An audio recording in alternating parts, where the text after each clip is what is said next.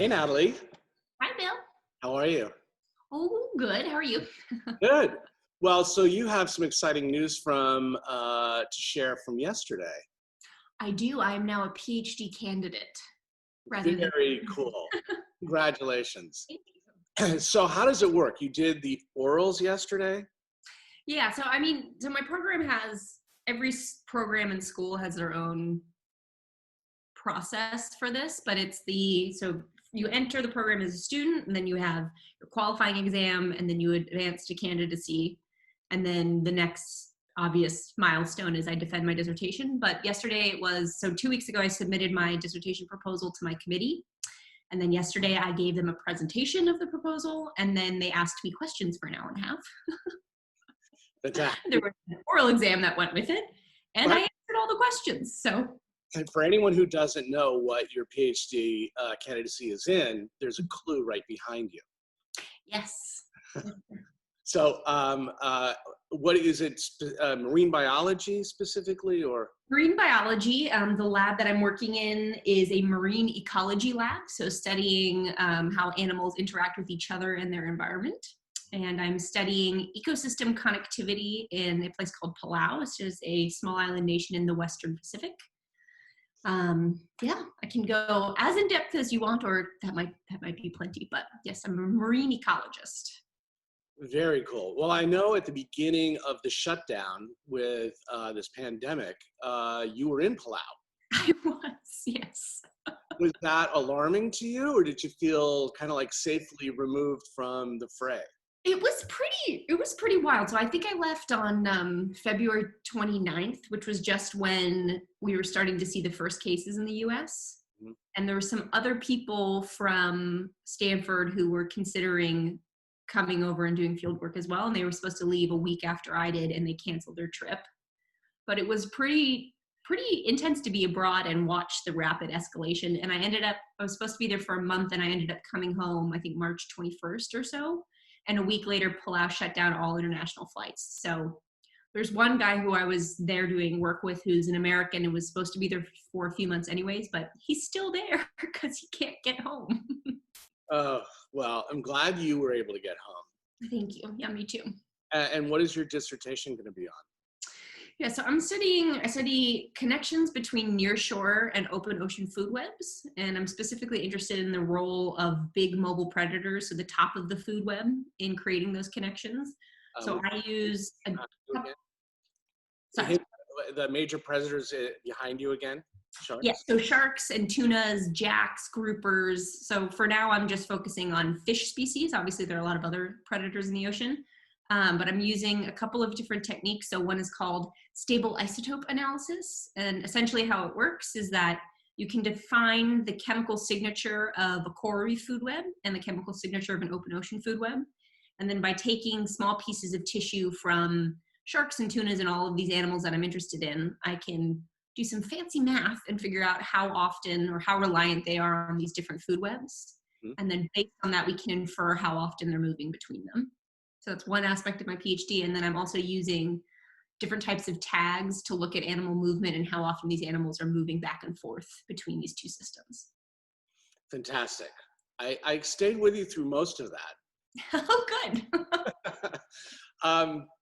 Well, talk to us and talk to me a little bit about how this intersects with this incredible artistic talent that you have and that you've been exploring also. How do the two weave together for you? Yeah, so it's been, my path has been unique and a little bit meandering. So I went off to college and was going to be a marine biologist and declared a major in biology, but also started oil painting, and through a series of serendipitous events started showing when I was a sophomore in college. But it was very much, I was a full-time student and also had this like kind of blossoming painting career. And when I finished my master's, I took 4 years and was mostly just living in my studio and painting and doing occasional just sort of contractor work, doing field work for the lab I used to work in. And now I'm back to obviously being a full-time student, and so my studio is in the next room. And yeah, it's been interesting. At first, I kind of approached them as these entirely separate disciplines, and it was important to maintain, I had this idea of maintaining the integrity of each by respecting them as separate. And then it's been really interesting in that every time I feel like I give an artist talk, I end up talking about my science and marine conservation, and more the things that I study are creeping into my paintings. So I think the biggest overlap has been an element of communication about issues that I care about. I'm still very much figuring out this artist scientist thing, so it's a work in progress, but I I'm was, having you've got, fun. yeah, well, you've got both halves of the brain working on all cylinders is how it appears. Um, and I know, you have as one of your, major subjects, not exclusively, but it does have to deal with the sea and, both not just sharks and so on, but fish and then natural elements. I know one of the pieces we have in the current show all together now is a wave painting. And it's clear to me that you really understand what's going on with the physical, emotional dynamic of a wave beyond just painting a wave. There is that sense of massive power. In fact, I'll tell you a funny story. There was a client of ours who came into my office one afternoon, and he saw one of these wave paintings on my desk.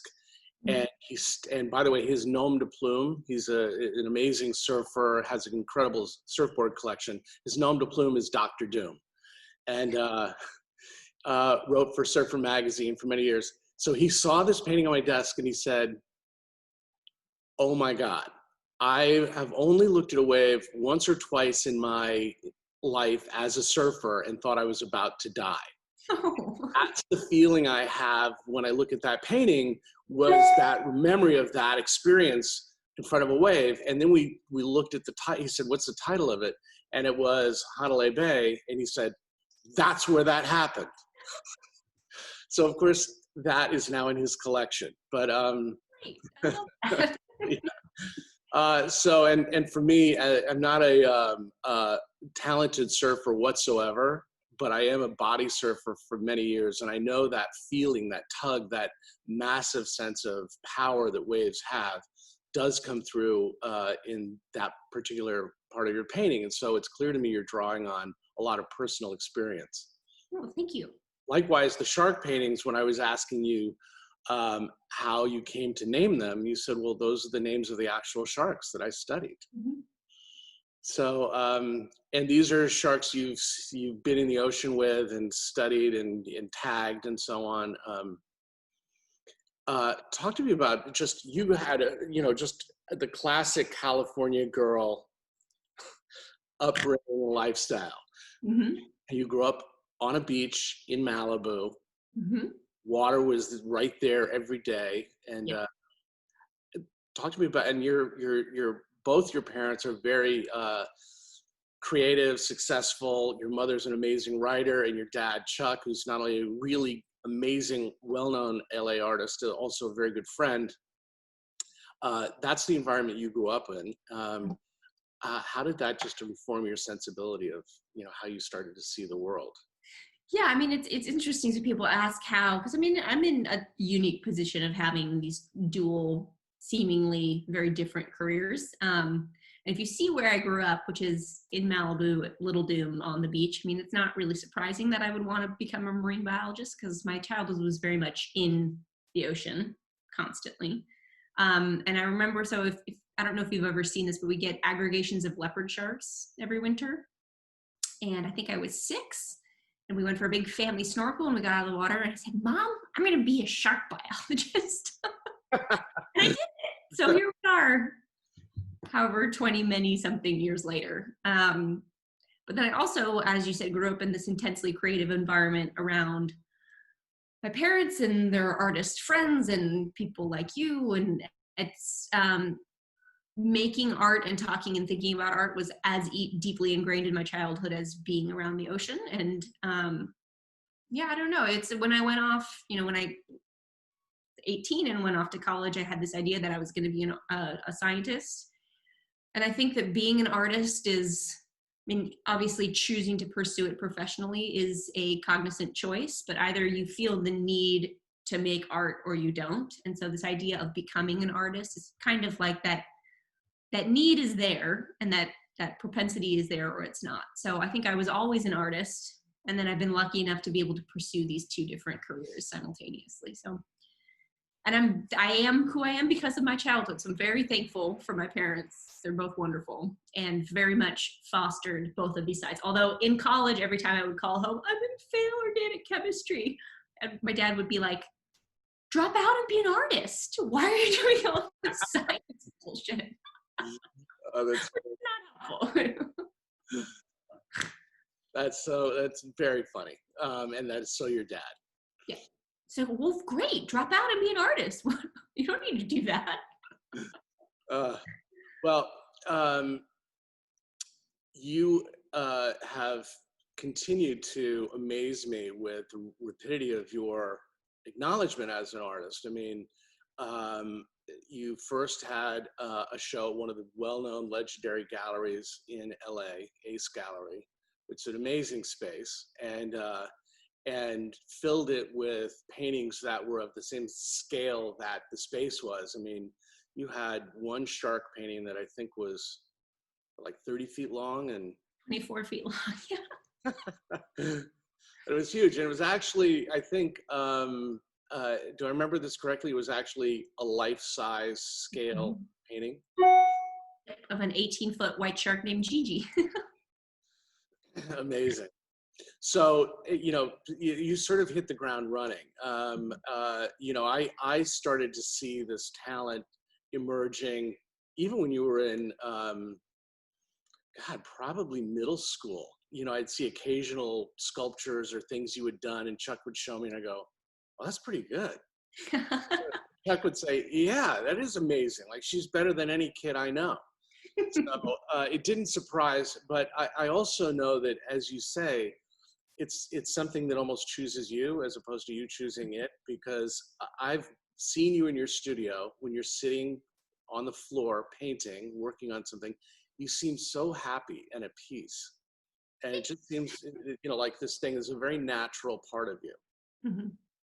Definitely. And that's the thing. I mean, it's so, there's definitely, I mean, people grow up in circumstances where that tendency isn't encouraged or cultivated, but this idea, it's so funny to me when people say, oh, and I decided to become an artist. It's like, well, if you didn't feel the need to make stuff, if you didn't go crazy, if you weren't creating things, not sure you can create that tendency in yourself. But I don't want to diminish. I mean, there are lots of people who have had late life career changes who are amazing artists. So I'm not knocking that. I'm just saying that, yeah, I think that you're born with it or you're not. That's what I'm saying. Yeah. Well, and then you've had now 2 museum exhibitions, kind of within the last year. The first was at Bakersfield Museum, which you had your own gallery for wing of the museum for a solo show of yours. And then the other one was in Monterey or Pacific Grove, yeah, the Pacific Grove Museum of Natural History, which was really fun because, I mean, the audience for a natural history museum is obviously different than well, not necessarily. I mean, people love museums, but the expectations for a show when someone walks into a natural history museum is different than an art museum. And it was very, very cool to get to see people interact with my work in that kind of setting. And they had a lot of field trips and kids groups come through and kind of have this moment of, oh, art and science, you can do both, and art can be really engaging in a scientific way. So it was a really cool experience. Yeah, no, it was both. I was fortunate to be able to go to the opening of both of those, and they were amazing. And it was a very different audience from Bakersfield to the Museum of Natural History. I found there were people that were much more interested in the subject of the paintings, wanted to know about the characteristics, lifestyle, habitat of the sharks and the whales that you had a whale shark painting. I had a basking shark painting and a whale painting. So you put those together. Good. Well, so Natalie, you're in Pacific Grove. You're in the living room of your studio. Mhm. And do you get a little bit of a break now from your having passed your orals? Do you get to take the weekend off, or do you get a? Oh yeah, I'm not gonna do any science today or tomorrow.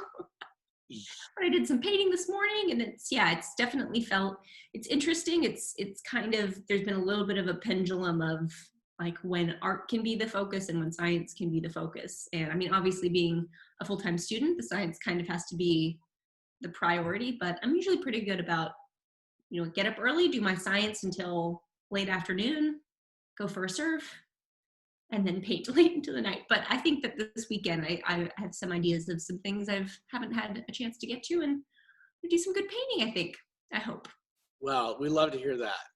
Natalie, thank you so much for letting us into your home and studio. This has been just great to catch up, and really appreciate it. Very proud of you. Oh, thank you. I appreciate it. Right. Well, I will look forward to seeing the paintings you're going to be working on. Can't wait. Can't get enough new work. So all the best to you. Thanks, Bill. Have a great weekend. Thanks, you too. Take care. Bye.